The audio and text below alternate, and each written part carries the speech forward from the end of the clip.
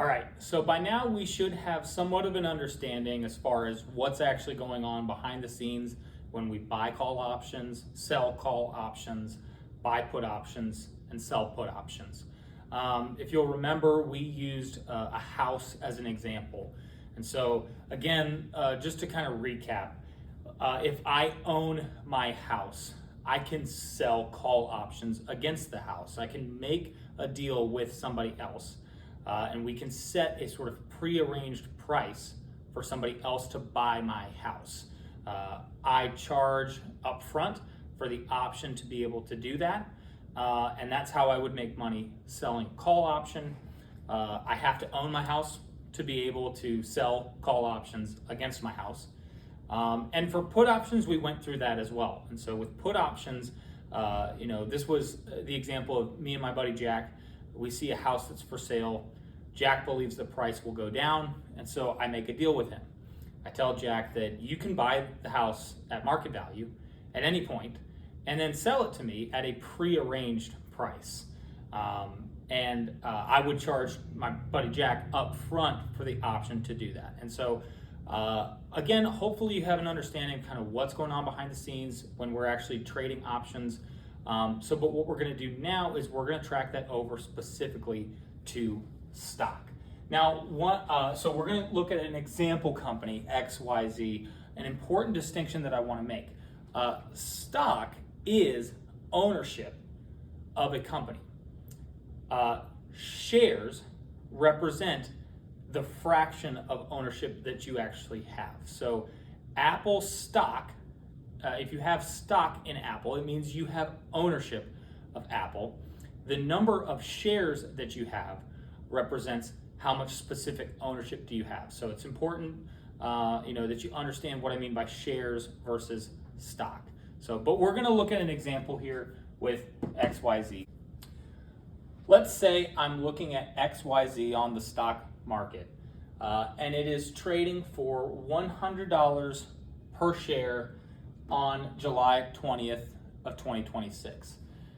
I believe that XYZ will go up in value. And so one way I can make money from doing that, I can just buy shares of XYZ, and if XYZ goes up, then my equity in XYZ will also go up in value. The other thing I can do is I can sell a put option. And so we're going to analyze what that would look like here, and maybe some of the thought process behind the trade and how I would set this up. So the first thing that we're going to consider is what type of option are we going to enter into. So what we're going to do is we are going to sell an option. We're going to sell a put option, and we want to let's say we're going to sell the $95 put option expiring 7/24. So we're going to sell. We're going to sell this option, and we're going to talk about what some of these terms are. So $95 in this example. This is the pre-agreed upon price that you're arranging ahead of time to sell stock. So this is the strike price. So if you hear the term strike refers to the pre-arranged price that you would agree to buy shares at. Put option, this is the type of option that we are trading. And so this is the type. And then 7/24, this is the expiration of the option. And so this is the expiration. So the expiration of the option or the expiration of the contract is another way of thinking about it. So you'll hear those terms used kind of interchangeably. 7/24 would be the expiration. Now, one thing to keep in mind is if today's date is July 20th, that's a Monday, July 24th is a Friday, we're talking about a weekly. And so when you hear the term weekly or weeklies, this is what we're referring to. We're talking about opening a position that will expire in 1 week's time. So typically that means You enter your position on a Monday, and the contract is set to expire by Friday of that week, and that is a weekly. Another extremely important and relevant part of this conversation is, how do you know what strike to choose when you're selling options? Because this $95 strike price is not chosen at random. There's some logic that goes into this. Again, remember, if you sell a put option by 7/24, if shares of XYZ are trading for below the strike price, that means you will be assigned shares and you will have to pay $95 per share for 100 shares of XYZ. That's the pre-arranged, pre-agreed upon price that you're agreeing to buy shares at when you sell a put option. However, again, there is some logic that goes into choosing what strike price to select. And it's going to go, there's several things to take into consideration. For one would be historical movement of the stock. If the stock is moving up and down dramatically, you may want to give yourself a little bit more cushion. And so in that case, if the stock can move from $110 to $90 on any given day, it's moving 10% per day, then $95 is cutting it kind of close. You don't really have a whole lot of room there. So you might choose something like a $90 strike. If the stock moves very modestly, 1 to 2% per day up or down, then a $95 strike would be potentially pretty safe. This is where we get into delta. So delta is an analysis of how an option will move in price given a certain amount of movement in the underlying. So when you enter a trade, or when you first try to sell a call or a put option, or even if you're trying to buy a call or put option, you're going to open up the options chain for options that are trading on that stock or that underlying. And it'll look a little something like this. Now, it may be a little bit intimidating to take in at first glance, but I can assure you that there's really only a couple of pieces of information that we're really concerned about. And different brokers have different layouts. And so you'll have to keep that in mind, because if you're using a different brokerage account, I know a lot of people use Robinhood. You may be using something like Thinkorswim, which is a brokerage account, Tasty Trades, E-Trade, some other broker. Regardless, though, the details for any options chain are going to be basically the same. And so what you'll have is various different expiration dates that you can choose from. And so we have here contracts expiring 7/24. We could select contracts expiring 7/31 or contracts expiring 8/7, 8/14, so on and so forth. The other thing that you'll see is on the left, you'll see all of your call options, and on the right will be all of your put options. In the middle is all of the strike prices that you can select. So again, there's some logic that goes into what strike price you're selecting, and generally speaking, a good way of gauging what strike you should select is by looking at the delta of that option.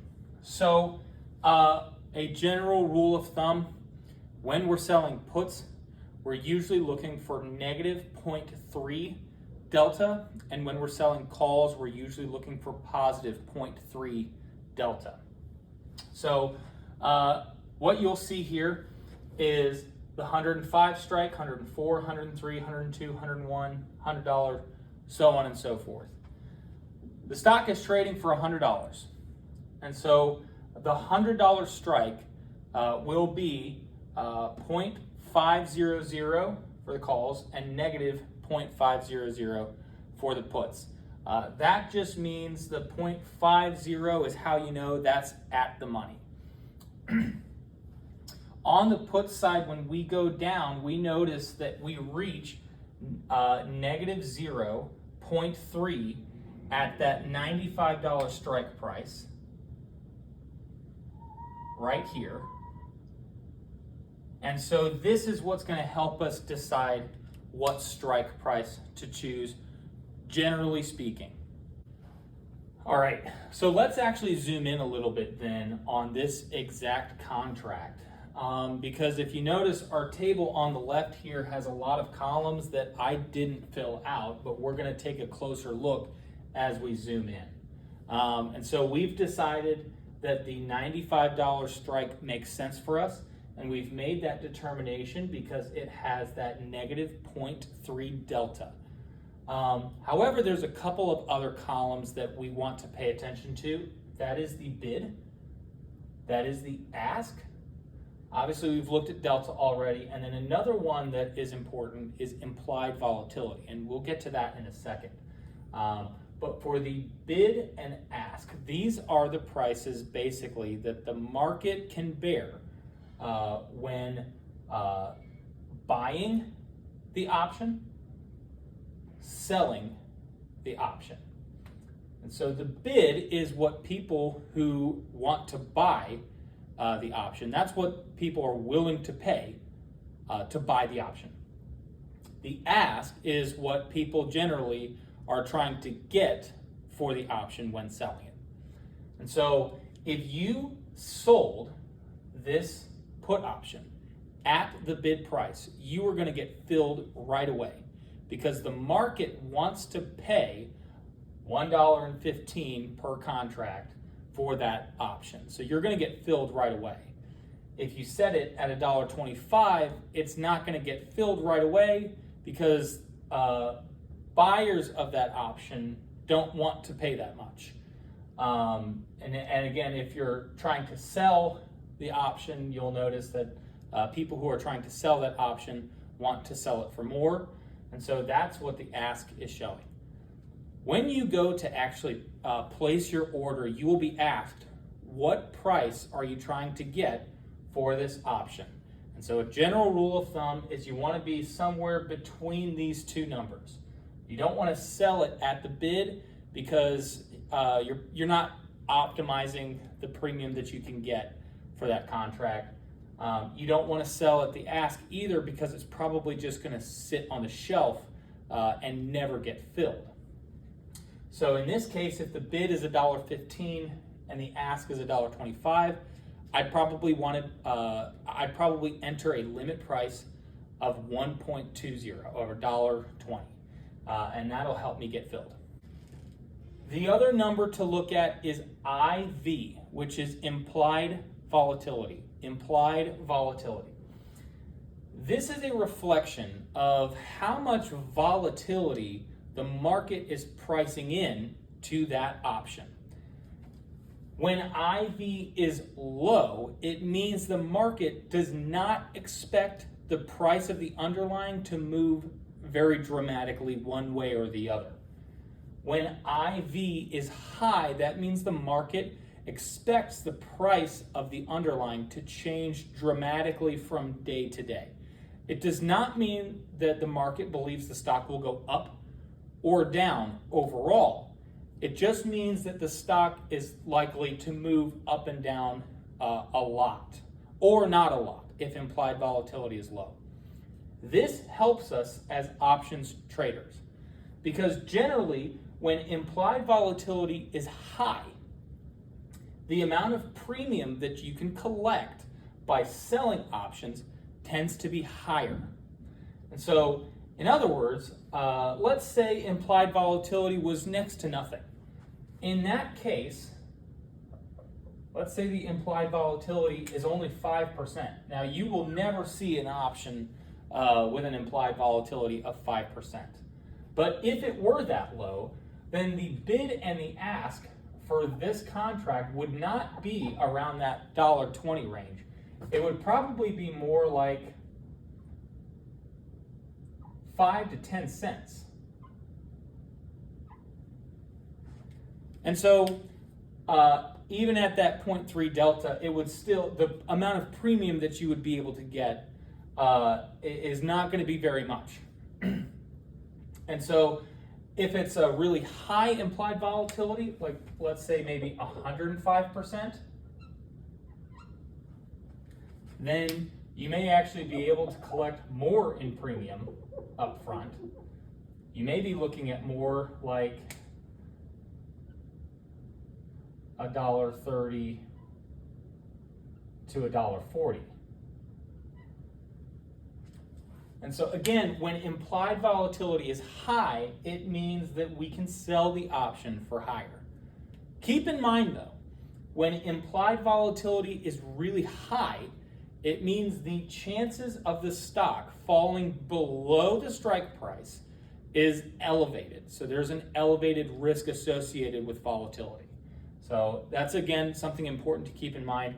In general, we like to trade high implied volatility so we can collect a lot of premium and we can kind of protect ourselves from some of that risk by trying to find a delta that's low enough that gives us a little bit of cushion. And so that we're trying to optimize how much can we collect in premium against what is the likelihood that the trade will end in our favor.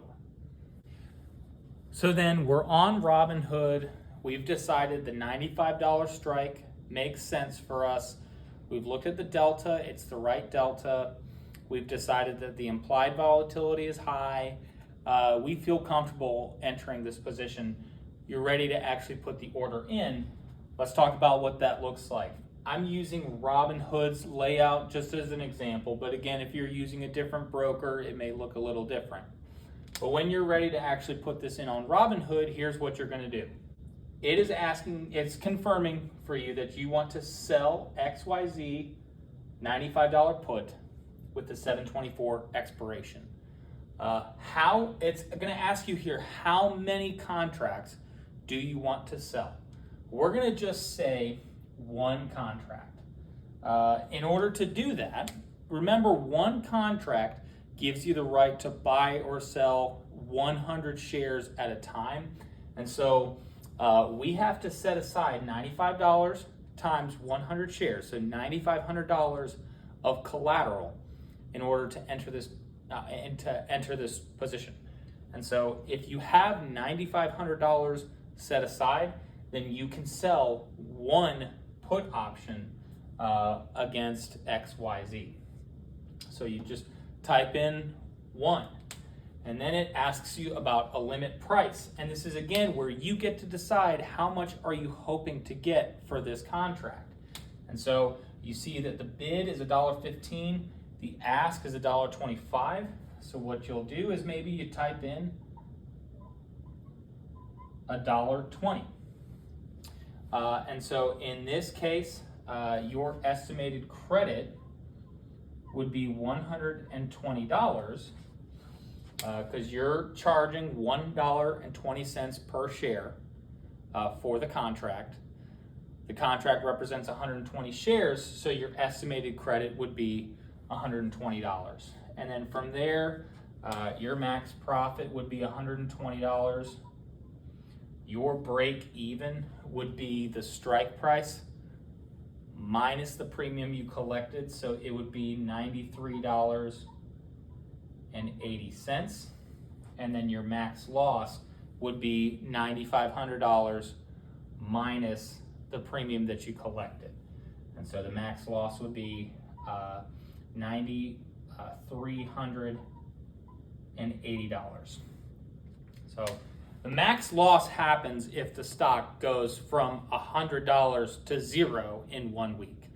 So the chances of you encountering max loss extremely minimal. And again, if the trade starts to go against you, you can always close out of the position, or you just get assigned shares, and then you can actually start doing the wheel strategy and sell call options against that stock as well. So, but this is what it would look like. You would enter how many you're wanting to sell. One other thing to keep in mind is at the top right, you have the option to flip between a limit order or a market order. Always do a limit order. Do not do market order, because market order is just going to automatically sell at the bid price. So you're going to lose out on a little bit of premium every time. if you select market. If you select market, it will get filled immediately, but you're going to lose out on potential profit by doing so. So again, you're ready to enter the trade. You click review, and with Robinhood, you just swipe up to confirm the trade. And that ultimately is how you get started trading options, generally selling the put. That's what you're trying to do to get going into it.